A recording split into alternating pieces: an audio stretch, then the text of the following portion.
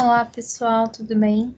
Estou gravando para vocês essa aula porque eu percebi que o nosso encontro de hoje foi gravado parcialmente, então que ele não está com o slide completo. Então, eu estou gravando esse outro vídeo para vocês para repassar o que a gente falou no encontro de hoje, para que quem não conseguiu assistir o encontro ao vivo consiga assistir o vídeo, então, com o conteúdo. No encontro de hoje, a primeira coisa que eu mostrei para vocês foi o acesso à biblioteca online da faculdade. Então, eu entrei com o pessoal da turma no site, né? Eu vou aqui compartilhar minha tela com vocês. E então eu expliquei que para entrar na biblioteca virtual Anhanguera, a gente vai colocar a biblioteca virtual Anhanguera no Google, por exemplo, né? Ele vai entrar nesse site aqui. Primeira coisa é efetuar o seu login, você vai colocar os seus dados, então. Tô colocando aqui os meus, né? Mas vocês vão colocar os dados de vocês.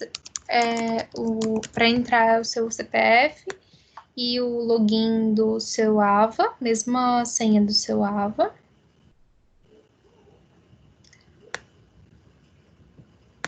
Acho que eu digitei a senha errada.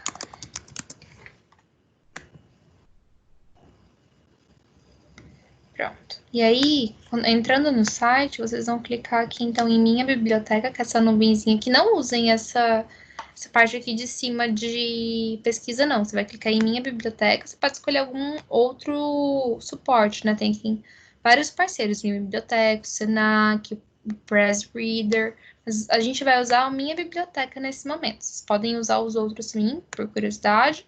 Mas esse é o portal que a gente vai usar. E a gente não vai buscar pela barra, a gente vai acessar o portal do parceiro, que é o minhabiblioteca.com.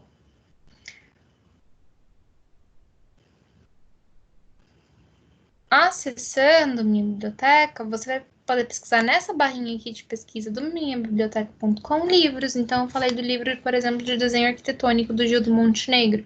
Só você pesquisar na barrinha desenho arquitetônico, ele vai te indicar vários livros e você vai clicar no livro que você quiser. E você consegue ler esse livro aqui na plataforma. Essa é uma forma bem legal para vocês estudarem, lerem livros agora, nas férias, bons livros de arquitetura. Então, fica aqui a indicação do Minha Biblioteca, tá? Além deste suporte, que foi o que a gente falou na aula de hoje, eu comentei com vocês do AVA, né? De vocês entrarem no AVA de vocês e olharem todos os vídeos da aula prática que foi disposto para vocês estudarem e realizarem, então, todo o conteúdo prático deste semestre, por conta do Covid-19, são 6 vídeos. Cada um tem aproximadamente 1 hora. Então, 6 horas de vídeo de aulas práticas aqui no AVA para vocês assistirem. Falei que vocês não precisam realizar o exercício desse vídeo necessariamente, mas que vocês podem usar o conteúdo deste vídeo para fazer os exercícios da minha disciplina, da disciplina de outros professores, enfim. Inclusive, que aqui no vídeo 5, ela mostra a estrutura de telhado, o desenho de corte, mostra o telhado, né, com a tesoura, que é justamente o tema da aula de hoje, do que a gente conversou hoje. Então, na aula de hoje, o tema foi telhado, e aí eu comecei a aula falando para vocês dos tipos de telhado que existem, né? Telhado de cerâmica, por exemplo, que é o telhado mais convencional que a gente tem nas nossas casas, que existe a telha de fibrocimento, que é essa aqui da direita, que geralmente é usado em garagens e tudo mais, bem conhecida como Eternit. Eternit é a marca que fez esse tipo de telha. Ainda que no passado existia a cobertura de sapê e em alguns casos a gente tem a cobertura de concreto pré-moldado, né? Então, aqui alguns exemplos disso e alguns exemplos também das coberturas em policarbonato, que é um fechamento plástico e a luz passa por esse plástico.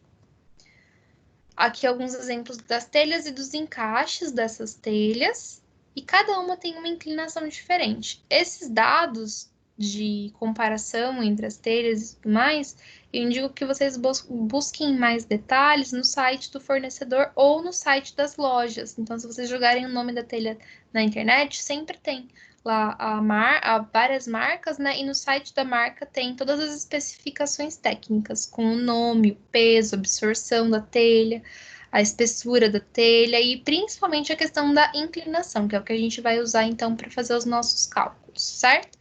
Aqui alguns outros exemplos, inclusive da forma de fazer a telha, né? Sempre essas telhas de cerâmica principalmente são cozidas, porque o cozimento, né, ele aumenta a resistência da cerâmica.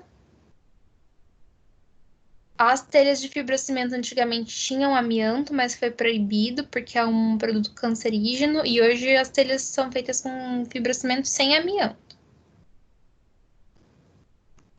Aí eu falei ainda que o vão livre é esse vão, né, entre um pilar e outro, e que a estrutura em balanço é essa, né, que tem uma sustentação em uma parede e em outra ela é livre. Aí a gente falou das telhas Etherflex, que são as telhas sem amianto, e que cada cobertura, existem vários tipos de cobertura, né? Por exemplo, da telha cerâmica, a gente tem, por exemplo, a francesa, a colonial, a paulista, a plana, a portuguesa, e elas são as mais inclinadas.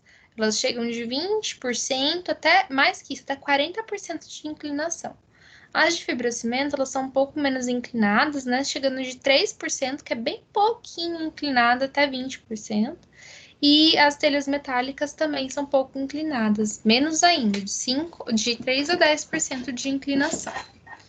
Aí a gente falou do cálculo do telhado, né? E eu expliquei ele um pouquinho melhor, um pouco mais para frente da aula. Toda vez que a gente falar de cálculo do telhado, a gente está falando da altura, dessa geometria, né? Que é esse triângulo que é feito no telhado. Então a gente calcula qual que é a inclinação desse triângulo, tá? Então a gente tem que saber o vão, a altura e a queda. A estrutura do telhado é composta por diversas águas. Águas são as caídas, as quedas do telhado. Então, aqui é um exemplo de um telhado com uma água, ou seja, a água só cai para um lado do telhado. Aqui, o telhado com duas águas, a água cai tanto para esse lado quanto para o outro lado. E aqui um outro exemplo de um telhado de quatro águas. Então, a água cai aqui para a esquerda, para a direita, e para frente e para trás. Tem quatro caídas. E aqui é a estrutura geral do telhado. Cumieira é sempre o ponto mais alto do telhado. Espigão é sempre o ponto de encontro para fora do telhado, enquanto rincão é o ponto de encontro para dentro. E beiral é toda a estrutura que ultrapassa o tanto da construção e se estende para fora da construção no telhado. Estruturas da cobertura. A gente pode ter treliça em madeira, que é a mais comum, que é essa que eu mostrei aqui atrás. A gente pode ter estruturas em pórtico de concreto pré-moldado, de telha autoportante, que não tem toda essa estrutura aqui em cima, né? Ela mesma consegue se sustentar, por exemplo, aqui no Parque da Cidade de São José. Na treliça de aço, que é uma forma mais robusta, né, do que a madeira, um material mais resistente do que a madeira. E que a estrutura tem que vencer um vão livre. Então, a tesoura, o mínimo dela tem essa altura que vence aqui a cumieira, mas que ela pode redistribuir esses esforços pelo tamanho do telhado. Então, quanto maior o vão, mais tem que ter essa redistribuição na tesoura.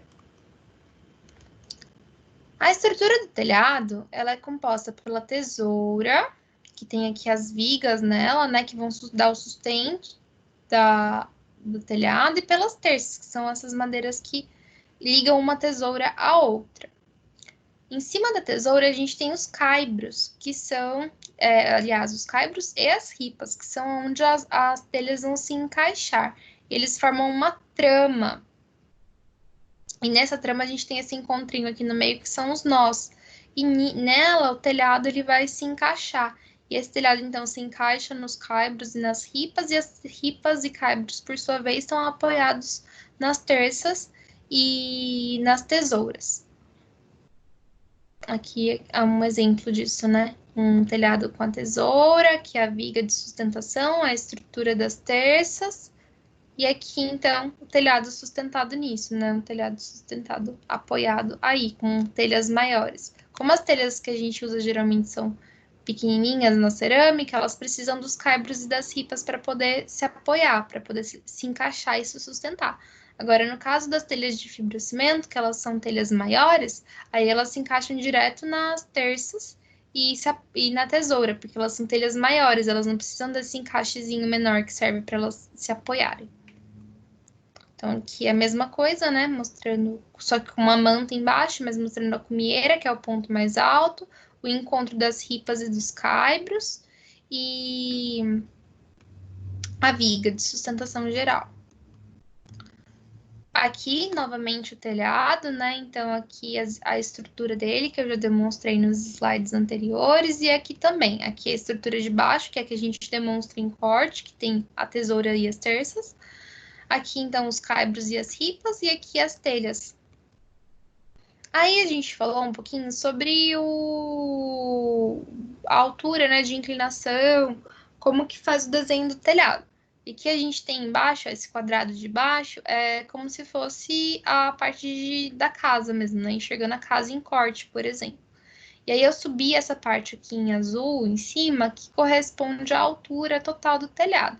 E aqui é um telhado de uma água, ó, que na planta dá para observar, né, um retângulo com um triângulo só. Então é um telhado de uma água, com uma queda de 28%. O que a gente fez então? Pegou esse total aqui é a fórmula, né? Mas a gente simplificou ela na aula e fez então aqui o vão de 10 metros vezes 28%. E a gente descobriu então a partir daí que esse tamanho aqui, ó, que era o que a gente não sabia, era 2,8 metros. Então, se eu tenho um vão de 10 metros e no meu projeto, né, no meu corte, e olho lá no fabricante que a inclinação desse telhado é 28%, eu tenho que descobrir qual que é essa altura aqui, né, que vai ser a minha incógnita. E aí, o cálculo que eu faço é 10 vezes 28%, né, ou 28 vezes 10 dividido por 100, e aí a gente coloca isso lá nessa fração aqui, né? E aí a gente consegue também o mesmo resultado, que nesse caso é 2,8 metros. Ou aqui, que saiu um pouquinho distorcida a minha imagem, mas eu vou arrumar. Aqui é um telhado de duas águas. Que na aula o slide estava certinho, mas aqui por algum motivo ele desconfigurou. Então, aqui o que a gente tem, né? A gente tem o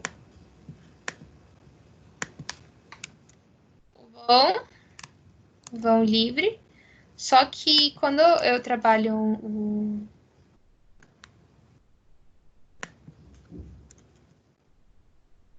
quando eu trabalho com duas águas, o que acontece?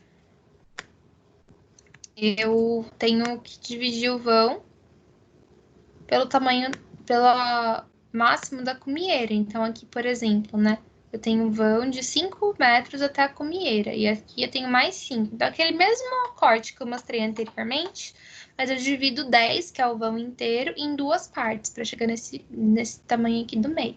Dividi em duas partes, duas de 5. E aí eu preciso descobrir essa altura aqui, ó, que é que eu não vou saber. Eu vou saber qual que é o tamanho inteiro da casa e qual que é a inclinação, porque eu olho lá no site do fabricante, que é 28%. Para achar essa altura aqui de cima, então, eu vou fazer 5 vezes 28%, ou fazer na fórmula padrão de telhado. Quanto que dá isso? Dá 1,4 metros. Então, eu sei que para fazer o desenho desse telhado, eu vou ter que subir aqui 1,4 metros, que é essa parte de cima, como se fosse a tesoura. E eu vou descer com a minha régua, com o meu esquadro aqui, juntando com a parede externa. E para fora disso, eu coloquei aqui 0,8 metros, que seria o beiral. O beiral a gente sempre vai medir, então, da parede externa até o encontro dele ali no final do telhado.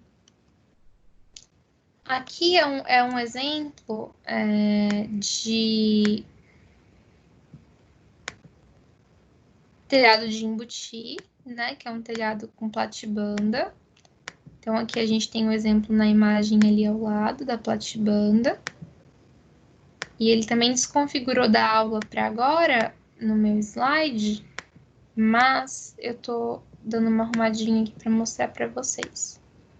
Que a gente fez o mesmo cálculo, só que no caso do telhado com platibanda, sempre a gente precisa ter essa paredinha aqui, que é a verdinha, de no mínimo com 80 centímetros. Só que ela pode ser maior se meu telhado tiver uma altura geral maior do que 80 centímetros, porque eu preciso cobrir o telhado, né? O propósito da platibanda é embutir o telhado, esconder o telhado. Então, aqui a gente fez o cálculo. Como ele tem duas águas, mesmo sendo um telhado de embutir, ele tem duas águas, peguei 5 metros, fiz vezes 10%. E aí o que se descobriu é que essa altura aqui mais alta do telhado, a cumieira, tem 50 centímetros. Então, uma paredinha de plastibanda de 80 centímetros já cobre isso. Não pode se esquecer de deixar um espacinho aqui na lateral para colocar a calha, que é esse aqui, ó, que tá desproporcional no meu desenho, né? Mas aqui ao lado tem que ter a calha para a água escorrer, para a água não ficar empoçada aqui. Então, aqui eu fiz a demonstração do caso de duas águas, como que fica a fachada, né? Que a gente, igual aqui na imagem, né? Não vai aparecer aqui o meio da fachada. E no caso das 4 águas, que a gente desenhou aqui igual, pegou as 2 águas, fez o cálculo todo para 2 águas, puxou com o esquadro aqui esse triângulo na lateral, apagou as laterais e demonstrou as quedas em cada um dos lados. E aí demonstramos como se fosse aqui a fachada, então, né, que aparece aqui em cima ele inteiro. E a gente também falou na aula que algumas possibilidades para trazer luminosidade natural para casa é o uso de claraboias ou ainda de telhas de vidro. Caso vocês tenham alguma dúvida, a gente volta nesse assunto na aula que vem, então, para poder explicar melhor. Uma boa noite para vocês e até mais.